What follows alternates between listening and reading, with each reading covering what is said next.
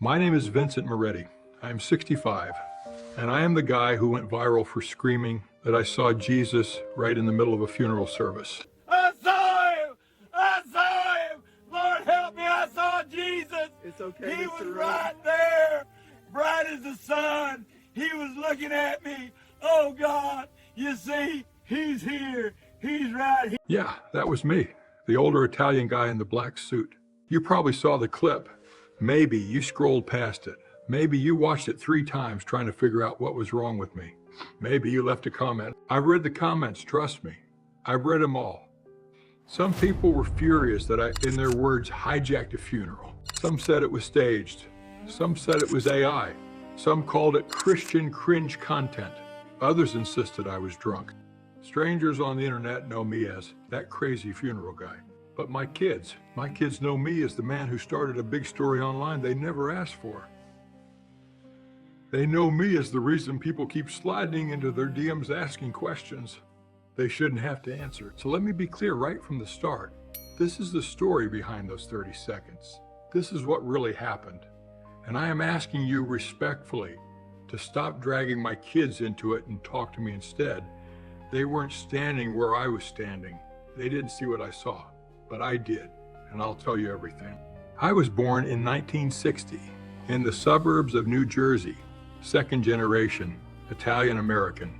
Grew up in a small brick house with too many cousins and never enough chairs. Every weekend, that house smelled like garlic red sauce and cigarette smoke. In my family, every emotion was loud. Arguments at full volume, doors slamming, laughter that shook the floor, and funerals. Funerals where aunts wailed like the world was ending. Uncles shouting prayers in Italian. People clinging to the casket like they were trying to pull a person back from the grave. That is what I grew up with. That is the wiring I carry. In my family, if you loved them, you made noise. Quiet grief, that felt wrong to me. That felt like you didn't care enough. Now, faith, let me tell you about faith in my house. We were Catholic, cultural Catholic. They call it crucifix on the wall. Rosary beads hanging from the rearview mirror. Mass on Christmas, Easter, and funerals. That was it. As a kid, I remember the incense, the stained glass, the priest who felt distant, like they were from some other planet. My father swore all week long, cursed like a sailor, then crossed himself every time we drove past a church. That contradiction sank into me early. I grew up believing God was real, but far busy, and mostly disappointed. I never had a close walk with God to fall away from. It was always arm's length, like he was watching from a distance and shaking his head. I became an elevator mechanic, high-rise buildings in Manhattan. Long days in shafts and machine rooms. Dangerous work that pays well, if you don't die. The job fed my pride. I used to say, I keep this city moving. It also fed my drinking, long shifts. Then beers with the crew to come down. Then more beers. Then something stronger. Now here is the part where I stopped looking like a sympathetic character. I've been married 4 times. First wife, high school sweetheart. We had a son, Michael. That marriage fell apart under financial stress. And my drinking. Second wife, short, volatile, 1 daughter, Gina. A custody battle that went on for years. Third wife tried to fix me, dragged me to therapy, left when I chose the bottle over help. Fourth wife, Denise. A hairdresser from Queens who later got serious about Jesus. She is loud, funny, and more patient than I deserve.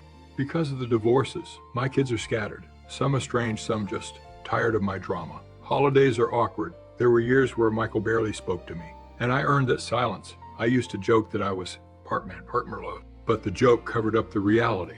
DUIs, bar fights, detox days, broken promises. Family gatherings where I was the loudest, sloppiest person in the room. People in town knew me as Vince, the drunk elevator guy. 2 years before that funeral, I hit rock bottom, a near-fatal incident that finally sobered me up. I won't go into all the details now. But I will say this, since then I've been sober. 2 years, still rough. Clear-headed, but white-knuckling some days, going to meetings, genuinely trying. But even sober, I wasn't a church guy. Then I started going to this small suburban Bible church. But I only showed up on Christmas or for special events.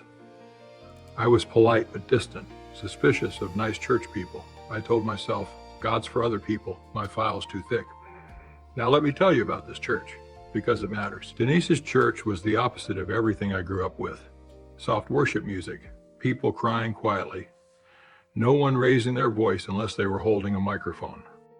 The first funeral I ever saw there, I thought, did anybody love this guy? Where is the shouting? I kept that thought to myself. The funeral in that video, the one that went viral, that was for a young man named Eli, early 20s. He'd struggled with addiction for years.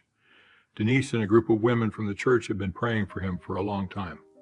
Recently, Eli had gotten clean, started following Jesus, shared a vulnerable testimony in front of the whole church. I saw a clip of it once, shrugged it off.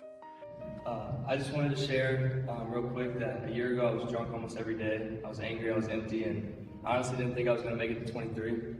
And one night I was on the floor of my apartment just done, and I prayed, first time in years, and I said, Jesus, if you're real, I need you. Didn't mean much to me at the time. Then Eli died suddenly. It shook the church deeply. Denise was heartbroken for his mother. She came to me almost pleading and said, please come to the funeral. It would mean a lot to his mom. I didn't know Eli well, but I went for Denise. Walking into that building, I felt like an outsider, like someone who didn't belong. I sat through the service feeling things I didn't want to feel. I saw Eli's photo up front, and all I could think about was Michael, my own son, still alive but distant.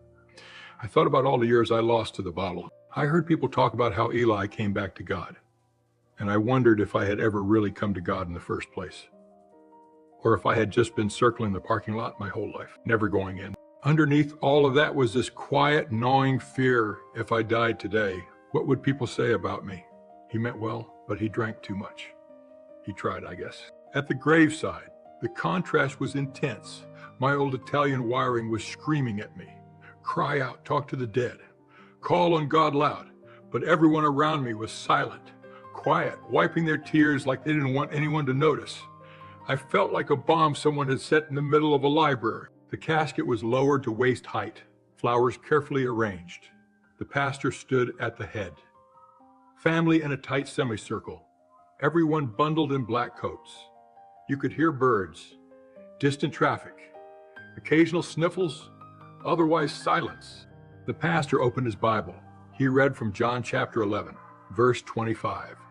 Jesus said unto her, I am the resurrection and the life. In that instant, the world's volume dimmed. The wind, the sniffles, even my own breathing seemed muffled, like someone had turned everything else down. And on the far side of the casket, I became aware of a presence more real than the coffin itself. I didn't see every detail, but I knew with everything in me exactly who it was. The only way I can describe it is this. It was like standing in an elevator when the doors open and you realize the person inside has known everything about you forever. Every floor you've been on, every wrong button you've pressed, every time you got stuck between floors and cursed the dark. In my spirit, clear as spoken words, but deeper, I heard, Vince, if this were your grave today, would you be ready to meet me? You have spent years loud about everything but me. I have not stopped loving you. In a flash, I saw everything. Bar fights, broken promises, my kids staring at me blank-faced while I stumbled drunk through the door. Denise crying over me, the near death that sobered me, the way I'd stayed quiet about God even after getting sober, like I was still ashamed to talk to him in public. My legs went weak. I staggered forward and grabbed the casket, not to be dramatic, but to keep from collapsing. My Italian grief wiring plus the shock of eternity collided, and a raw scream tore out of me before my brain could censor it. I saw him. He is here. Jesus is right here. He is real. He is coming. You all got to be ready. I sobbed uncontrollably, chest heaving, words tumbling out. I'm sorry, Jesus. Forgive me. I wasted my life. Now, before I go any further, I want to say something real quick. The channel you're watching right now, When God Spoke to Me, these are the people who let me tell this story. They didn't ask me to clean it up. They didn't cut out the ugly parts. They just said, tell us what happened. And I am grateful for that, because not everybody wants to hear from a guy like me. Not everybody thinks a four-time husband with DUIs has something worth saying, but these folks do. They believe that when God shows up in someone's life, no matter how messy that life is, it is worth sharing. So if you want to keep hearing stories like mine, hit that subscribe button. Share this video with someone who needs to hear it. Leave a like. Drop a comment. Tell me your story. Tell me I am crazy, whatever. I can take it. This isn't about numbers. It is about making sure more people hear what God is still doing. I'll write back to what happened. Everyone else was frozen. This was a quiet New Jersey church crowd, not my old neighborhood. Some people were horrified, some afraid, some angry at the disruption. A couple of people grabbed my arms trying to calm me down, and a few people, not knowing what else to do, pulled out their phones and started recording. That is the clip you saw. That is those 30 seconds. Me being pulled away from the casket, yelling, "He is real. I saw him," while the pastor tried to regain control. Now listen, I know what some of you are thinking. He is Italian, they're loud.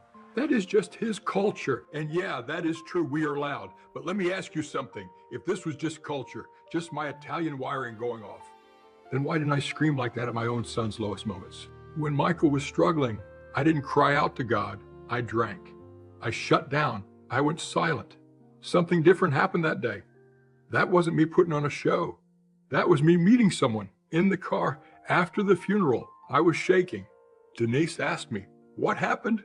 I could only say, "I saw him deep." I really saw him. I wasn't trying to steal the show. I couldn't hold it in. That night I lay in bed, fully sober, replaying every second. The look I felt from Jesus wouldn't leave my chest. It wasn't hateful, but it was piercing. Like love and truth mixed together, like being seen all the way through and somehow still wanted. I got up in the middle of the night, pulled Denise's Bible off the shelf. It fell open near Psalm 34, verse 18, about the Lord being near to the brokenhearted. And I realized that is what I felt by that grave, nearness. For the first time in 65 years, nearness. Within days, the clip hit social media.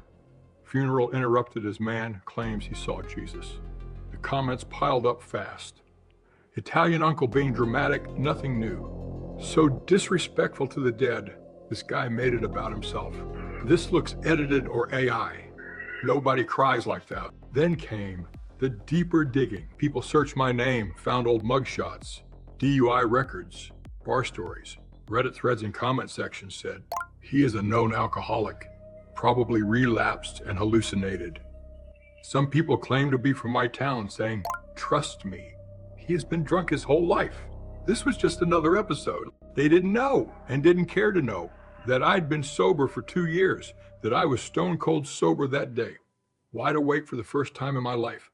Some online discernment Christians shared the clip as an example of disorderly emotionalism.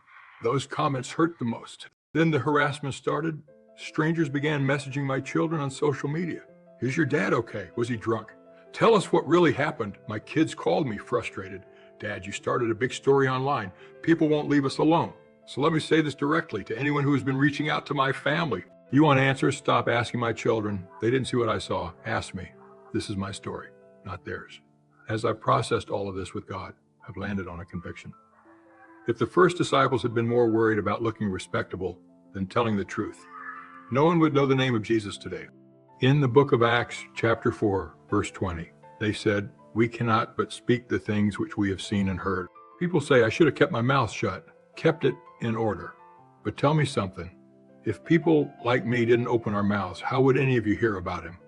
If everybody who has seen God move stays quiet because they're scared of looking crazy, how does the gospel spread? Any Christian who thinks the worst sin at a funeral is a man shouting that Jesus is real. I am sorry, but that is twisted. How can you call it wrong for someone to talk about meeting the King of Kings? I didn't do anything wrong. I told the truth. I met him. I know what I saw, and I know I was sober. I still go to church with Denise now. Sit in the back, listen, cry sometimes. I've started sharing my story at recovery meetings, telling guys, alcohol stole most of my years, but it didn't steal my last chance. I don't glamorize that viral video. I still cringe when I watch it, but I pray, Lord, if my most embarrassing moment can wake someone up before their funeral, use it. Let me talk to a few of you directly. Maybe you are afraid to talk about Jesus because of what people will say. Maybe you had your own messy spiritual moment and you think it doesn't count. Maybe you are a Christian who cares more about looking composed than about lost people hearing the gospel. Or maybe you are one of the skeptics who dug up my past to dismiss me. I get it. I used to be the mocker. I'd see people crying about Jesus on television and say, they're putting on a show. Now I am the guy in the clip. And I am telling you, sometimes the loudest people are just the ones who ran out of ways to pretend they're okay. To my fellow believers, I'll say this as gently as I can. Some of you are more offended by my shouting than by the fact that half that cemetery doesn't know where they're going when they die. If your first instinct is to protect decency instead of souls, that is not holiness. That is fear wearing a church outfit. Romans chapter 1, verse 16. I am not ashamed of the gospel of Christ. Your personality might be quiet, fine. Your culture might be reserved, fine. You don't have to yell like I did, but you do have to speak to somebody. To the skeptics who dug up my records, congratulations. You found my DUIs, my mess, my mugshots. You just proved I needed a savior. What you didn't prove is that I was drunk that day because I was wide awake for the first time in my life. Here's what I want you to take away from this. God can meet you in the most uncomfortable, public, inconvenient place and still be merciful. Your past, your reputation, your mugshots, they don't disqualify you from meeting Jesus. They just prove why you need him. And silence about Jesus when you know he is real is its own kind of cowardice. If you've had a messy spiritual moment, stop apologizing for it. Let God work through it. I still feel embarrassed when that video resurfaces. I still hate that my kids got dragged into it. But I'll say this, if that is what it took for God to get my attention, if those 30 seconds of humiliation are the price of not meeting him unprepared, I'd rather be the crazy guy at the funeral than the silent guy in the coffin. If you were watching this and you got questions about that day, don't message my kids. They didn't see what I saw talk to me here. This is the full story. I'll own it. And if you are watching this and you are afraid of death, ashamed of your past, scared of speaking up, I want to invite you to pray with me. Not fancy words, just honest ones. Something like this. Jesus, I am tired of running. I am scared of meeting you unready. I believe you are real. I believe you died for me. Please forgive me. Take what is left of my life and make it yours. If you prayed that or something like it, I'd encourage you to open a Bible. Start with the Gospel of John. Read the Psalms. Talk to God honestly. Find a real community of believers. Not perfect people, just forgiven ones. You saw a drunk's mugshots and a loud man at a funeral. Jesus saw a sinner he still wanted. If he hasn't given up on a 4-time husband with a history like mine, he hasn't given up on you either.